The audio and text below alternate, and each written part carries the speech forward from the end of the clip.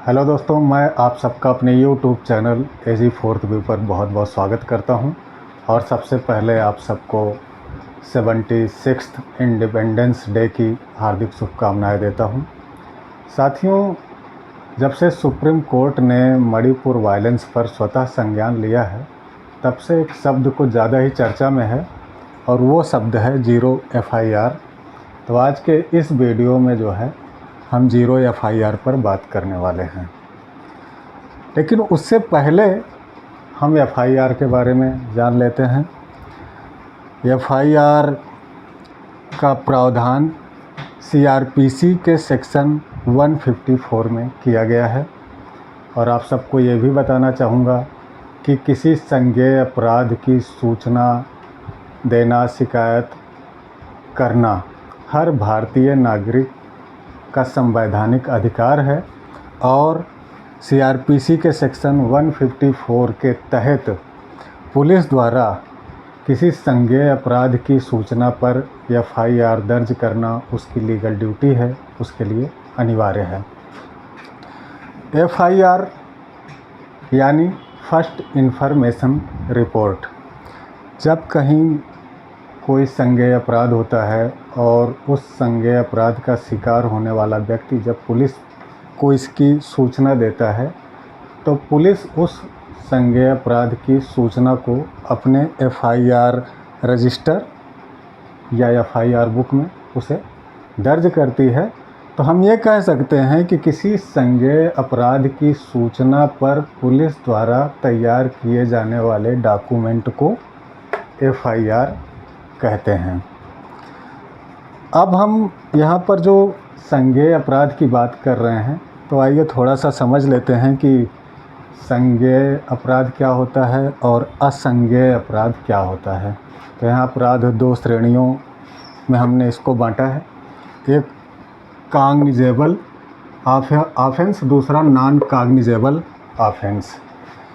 Cognizable offence जो है ये गंभीर किस्म के अपराध इसके अंतर्गत आते हैं, जैसे कि लूट, हत्या, रेप, अपहरण। इस तरह के जो जघन्य और गंभीर किस्म के अपराध हैं वो कॉग्निजेबल ऑफेंस के तहत आते हैं। और नॉन कॉग्निजेबल ऑफेंस के तहत मामूली अपराध आते हैं, जैसे मारपीट की मामूली घटना, गाली गलौज, धोखाधड़ी, मानहानि आदि के मामले जो है नॉन कॉग्निजेबल ऑफेंस के अंतर्गत आते हैं। तो जो कॉग्निजेबल ऑफेंस होते हैं, जघन्य अपराध होते हैं, उनकी सूचना पर पुलिस जो FIR दर्ज करती है वो FIR बुक में जो है दर्ज की जाती है। और NCR नॉन कॉग्निजेबल ऑफेंस के लिए पुलिस के पास एक रजिस्टर होता है जिसे NCR non cognizable offence register कहते हैं। वो शिकायत NCR में दर्ज की जाती है। और अगर हम इन दोनों के बीच में अंतर को और समझना चाहते हैं, तो कॉग्निजेबल ऑफेंस में पुलिस के पास ये अधिकार होता है कि वो जो है आरोपी या अपराधी को बगैर अरेस्ट वारंट के अरेस्ट कर सकती है। और नॉन कॉग्निजेबल ऑफेंस के मामले में पुलिस के पास विदाउट अरेस्ट वारंट किसी को गिरफ्तार करने का अधिकार नहीं होता है। दूसरी बात, कॉग्निजेबल ऑफेंस में शिकायत दर्ज करते ही पुलिस जो है इन्वेस्टिगेशन शुरू कर देती है, जबकि नॉन कॉग्निजेबल ऑफेंस की शिकायत में ऐसा नहीं होता। पहले पुलिस NCR में दर्ज शिकायतकर्ता की शिकायत को मजिस्ट्रेट को रेफ़र करती है, उसके बाद मजिस्ट्रेट के आदेशानुसार उस मामले को आगे बढ़ाती है। और एक और अंतर मैं आपको बता दूं कि कॉग्निजेबल ऑफेंस में FIR दर्ज करते ही पुलिस को अविलंब, बिना देरी के इन्वेस्टिगेशन स्टार्ट करनी होती है, जबकि नॉन कॉग्निजेबल ऑफेंस में ऐसा नहीं होता। विलंब हो सकता है और विलंब के बावजूद भी इसकी इन्वेस्टिगेशन की जा सकती है, जबकि कॉग्निजेबल ऑफेंस में तुरंत इन्वेस्टिगेशन शुरू करना होता है। तो ये हो गया cognizable and non cognizable offence. अब हम आते हैं कि एफआईआर कैसे दर्ज की जा सकती है। तो यहाँ पर हम आपको बताना चाहेंगे कि एफआईआर शिकायतकर्ता लिखित रूप से भी दर्ज कर सकता है थाने में जाके, मौखिक रूप से भी दर्ज कराई जा सकती है, फ़ोन कॉल के माध्यम से भी, कुछ विषम परिस्थितियों में फ़ोन कॉल के माध्यम से भी दर्ज कराई जा सकती है। ये सूचना दी जा सकती है, एफआईआर कराई जा सकती है। और अगर आपके लोकल थाने की वेबसाइट है तो उस पर जाकर आप ऑनलाइन एफआईआर रजिस्टर कर सकते हैं। तो इन सारे तरीक़ों से कोई भी शिकायतकर्ता अपनी एफआईआर पुलिस के एफआईआर बुक्स में रजिस्टर करा सकता है। यदि आपके साथ कोई अपराध होता है और आप मौखिक रूप से उसकी शिकायत थाने में दर्ज कराने के लिए पहुंचते हैं तो पुलिस आप पर यह दबाव नहीं बना सकती कि आप लिखित रूप में ही उस शिकायत को दर्ज कराएं। और जब आप मौखिक रूप से अपनी शिकायत करते हैं तो पुलिस के भार साधक अधिकारी की ये जिम्मेदारी है कि वो आपकी उस मौखिक शिकायत को एफआईआर रजिस्टर में दर्ज करे या कराए। उसके बाद फिर उसकी जिम्मेदारी है कि एफआईआर को पढ़कर शिकायतकर्ता को सुनाए, ताकि शिकायतकर्ता आश्वस्त हो सके कि एफआईआर रजिस्टर में पुलिस ने वही ब्यौरा लिखा है जो उसने मौखिक रूप से बताया है। कहीं उसमें कोई ऐसी बात तो नहीं लिख दी गई जो उसने ना कही हो। उसके बाद फिर शिकायत दर्ज करने वाला पुलिसकर्मी शिकायतकर्ता का एफआईआर कॉपी पर हस्ताक्षर लेता है, उस पर पुलिस स्टेशन की मुहर लगाई जाती है और शिकायत दर्ज करने वाला पुलिस अधिकारी या पुलिसकर्मी अपना हस्ताक्षर उस कॉपी पर करता है। उसके बाद उस एफआईआर की एक प्रति निःशुल्क शिकायतकर्ता को दी जाती है। और ये सारे प्रावधान सेक्शन 154 के तहत किए गए हैं। यदि आपको एफआईआर की निःशुल्क प्रति नहीं दी जाती पुलिस की तरफ से, या उस प्रति में अपराध का विवरण संबंधित धाराओं के साथ नहीं किया गया है, तो आप समझ लीजिए कि आपकी एफआईआर दर्ज नहीं हुई। और जब आपकी एफआईआर दर्ज नहीं हुई तब आप क्या कर सकते हैं। यदि पुलिस आपकी एफआईआर दर्ज नहीं करती है तब आप जो है उसकी लिखित शिकायत पुलिस अधीक्षक के पास कर सकते हैं। और यदि पुलिस अधीक्षक से शिकायत करने के बाद भी आपकी एफआईआर नहीं दर्ज हो पाती है तब आपके पास एक और विकल्प है। तब आप एरिया मजिस्ट्रेट के पास पुलिस को दिशा निर्देश देने के लिए कंप्लेंट पिटीशन दायर कर सकते हैं कि 24 घंटे के अंदर आपकी एफआईआर दर्ज करवाई जाए और उसकी एक कॉपी आपको उपलब्ध कराई जाए। अब यदि अदालत द्वारा दी गई समय सीमा के भीतर पुलिस आपकी एफआईआर नहीं दर्ज करती या एफआईआर की निःशुल्क प्रति आपको नहीं उपलब्ध कराती या अदालत के अन्य आदेशों का पालन नहीं करती, तब जो है इन आदेशों का उल्लंघन करने वाले पुलिसकर्मी या पुलिस अधिकारी पर कार्रवाई की जा सकती है। उसे विभागीय कार्रवाई का सामना करने के साथ साथ जेल भी जाना पड़ सकता है। तो ये तो हो गई एफआईआर के बारे में बात। अब आइए हम जो है जीरो एफआईआर को समझते हैं। तो जैसा कि मैंने आपको बताया कि धारा 154 के तहत एफआईआर का प्रावधान आता है, लेकिन जीरो एफआईआर का प्रावधान 2012 के निर्भया गैंगरेप मामले के बाद इसमें जोड़ा गया।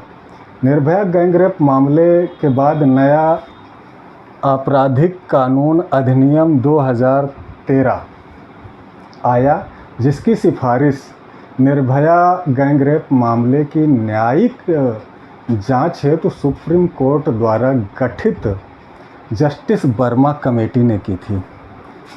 तो आप लोगों ने पुरानी हिंदी फिल्मों में कोई ऐसा सीन ज़रूर देखा होगा जिसमें कोई शिकायतकर्ता पुलिस थाने जाता है अपने प्रति हुए अपराध की शिकायत दर्ज कराने, और पुलिस उसकी शिकायत ये कहते हुए दर्ज करने से इनकार कर देती है कि अपराध जिस क्षेत्र में हुआ है वो जगह हमारे थाने के क्षेत्राधिकार में नहीं आती, इसलिए हम आपकी एफआईआर दर्ज नहीं करेंगे। लेकिन जीरो एफआईआर का प्रावधान जोड़े जाने के बाद अब इस तरह का दृश्य आपको हिंदी फिल्मों में नहीं दिखाई देगा, क्योंकि जीरो एफआईआर में सीमा की अड़चन को हटा दिया गया है। इसमें ये ज़रूरी नहीं है कि एफआईआर उसी थाने में की जाए जिस थाने के क्षेत्राधिकार में अपराध स्थल आता है। अब हमें ये जानना चाहिए कि जो है जीरो एफआईआर की आवश्यकता क्यों पड़ी, ये इतना ज़रूरी क्यों हुआ कि इसे जो है 2013 में सीआरपीसी सेक्शन 154 में जोड़ा गया, इसका प्रावधान किया गया। तो दोस्तों कई बार इस हालात ऐसे होते हैं कि अपराध का शिकार व्यक्ति जो है उस थाना क्षेत्र तक नहीं जा पाता जिसके क्षेत्राधिकार में अपराध स्थल आता है। और अगर आप इस बात को अच्छे से समझना चाहते हैं तो मणिपुर वायलेंस के भी बहुत सारे वीडियो आप लोगों ने देखे होंगे। तो वहाँ पर जिस तरह से महिलाओं के साथ बर्बरता की गई और वो अपनी जान किसी तरह से बचाकर भागने में सफल हुई, तो अब वहाँ हालात ऐसे हैं कि अगर वो उस घटना स्थल से संबंधित थाना क्षेत्र में जाकर एफआईआर दर्ज करना चाहें तो उनकी जान को खतरा है, क्योंकि हालात जो है विषम हैं। एक बार तो किसी तरह से वो बच गए हैं। तो कुल मिलाकर असामान्य परिस्थितियों में, विषम परिस्थितियों में जीरो एफआईआर दर्ज कराई जाती है। और जीरो एफआईआर इसको क्यों कहते हैं?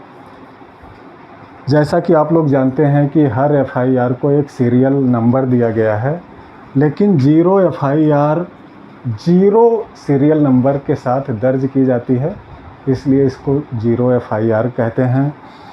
और जीरो एफआईआर दर्ज करने के बाद पुलिस का पहला काम होता है कि वो सबूतों और साक्ष्यों का संरक्षण करे, उसे संरक्षित करे, उसे नष्ट होने या टेम्पर होने से बचाए और अपराधी की गिरफ्तारी शीघ्र करने की कोशिश करे।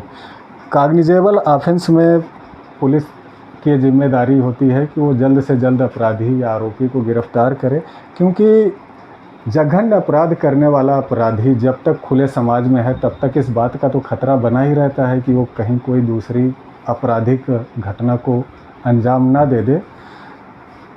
तो पहले क्या होता था दोस्तों, आमतौर पर जिस जगह अपराध होता था वो जगह जिस थाना के क्षेत्राधिकार में आती थी उसी थाने में उस घटना की एफआईआर दर्ज कराई जा सकती थी। लेकिन अब जीरो एफआईआर आने के बाद इस तरह की कोई मजबूरी नहीं है और जीरो एफआईआर घटना स्थल से संबंधित थाने के बाहर किसी भी थाने में कराई जा सकती है। और ये ज़रूरी नहीं है कि पीड़ित ही जाकर अपनी कंप्लेंट रजिस्टर करे। पीड़ित, उसका कोई रिश्तेदार, परिचित, यहाँ तक कि चश्मदीद भी उस आपराधिक कृत्य की सूचना पुलिस थाने में देकर एफआईआर रजिस्टर करा सकता है। तो यहाँ पर इस तरह का कोई बंधन नहीं है और इसको इसलिए लॉन्च किया गया ताकि एफआईआर में होने वाली देरी का फ़ायदा उठाकर अपराधी सबूतों के साथ छेड़छाड़ न कर सकें, सबूतों को नष्ट न कर सकें और पीड़ित न्याय से वंचित न रह जाए। इन सारी बातों को मद्देनज़र रखते हुए 2013 में सुप्रीम कोर्ट ने नया आपराधिक कानून अधिनियम के तहत जीरो एफआईआर को सीआरपीसी के सेक्शन 154 के साथ जोड़ा। साथियों, एक और बात कि जीरो एफआईआर दर्ज जिस थाने में दर्ज की गई है, प्राथमिक इन्वेस्टिगेशन के बाद उस जीरो एफआईआर को उसी थाने में ट्रांसफ़र कर दिया जाता है जिस थाने में अपराध, जिस थाना के क्षेत्राधिकार में अपराध स्थल आता है और फिर उस 0 FIR को अपराध स्थल से संबंधित थाने में एक फ्रेश FIR के रूप में दर्ज किया जाता है एक नए सीरियल नंबर के साथ। तो मुझे लगता है कि आप लोग 0 FIR को समझ गए होंगे। अगर फिर भी कोई शंका या संदेह है तो आप वो लिखकर जो है कमेंट बॉक्स में पूछ सकते हैं और हम कोशिश करेंगे कि आपकी उस शंका का निवारण कर सकें। और लास्ट में इतना ही कहूँगा साथियों कि अगर वीडियो आपको पसंद आता है तो हमारे चैनल को लाइक, सब्सक्राइब और शेयर करना ना भूलें। तो आज के वीडियो में इतना ही। धन्यवाद। मिलते हैं नए वीडियो में एक नए कंटेंट के साथ।